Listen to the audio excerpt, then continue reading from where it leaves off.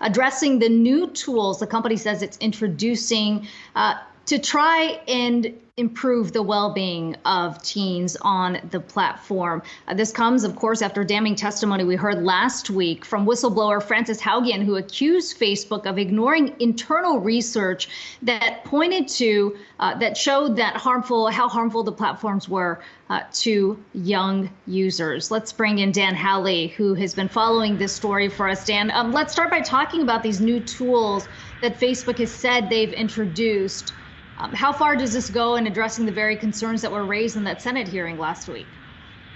Yeah, it's interesting to point out that the tools that they're talking about aren't even in testing yet, really. So they're working on them, but they're not. It's not like it's going to be available, tomorrow or the next day or even the next week. And what they're really trying to look at here is, as Clegg said, is kind of steer teens away from content if they start going down a specific type of rabbit hole, or just letting them know that they've been on Instagram for too long. Now, what is that actually going to do? We'll have to see. The steering people or teens away from content, that may help them avoid content such as anorexia content or body image issue content, giving them a warning that they've been on Instagram too long or Facebook too long.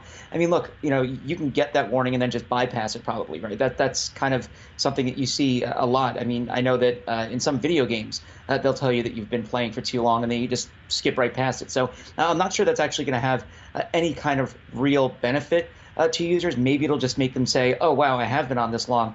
That's kind of weird.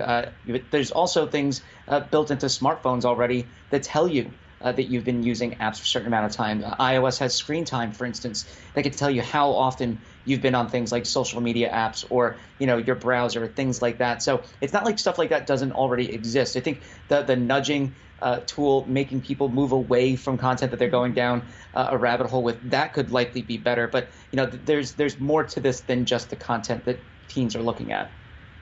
And Dan, the next question here is that, sure, we have gotten the outrage out there. We've gotten this very credible testimony from Frances Haugen.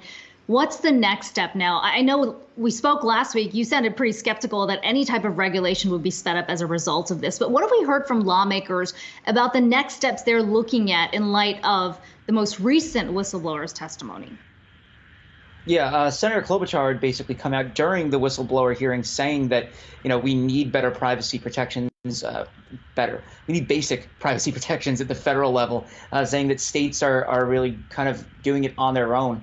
She was also on State of the Union this weekend saying essentially the same thing, that we need privacy protections. We need some kind of changes to Section 230, and, saying that lobbyists are lobbying lawmakers, both sides of the aisle in both the Senate and the House, trying to ensure that they still have control over the internet and the laws that govern it. And I think I still am incredibly skeptical. We've been talking about privacy legislation for literally years, and nobody has done anything. And this isn't the first outrage about a social media platform. Facebook had Cambridge Analytica. They had issues in the run-up to the election.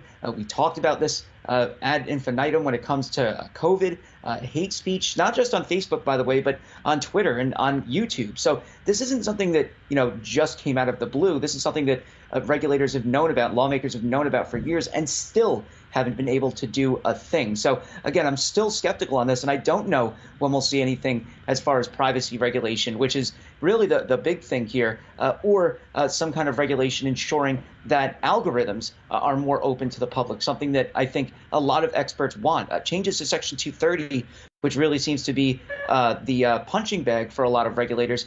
That, according to experts, isn't going to do anything. It's either going to make the internet infinitely worse, or just will make it so that smaller players, the competitors that you want to see come up, or the potential competitors to the likes of Twitter, Facebook, YouTube, it'll make it more difficult for them. So I really still don't see any real changes coming anytime soon, at least.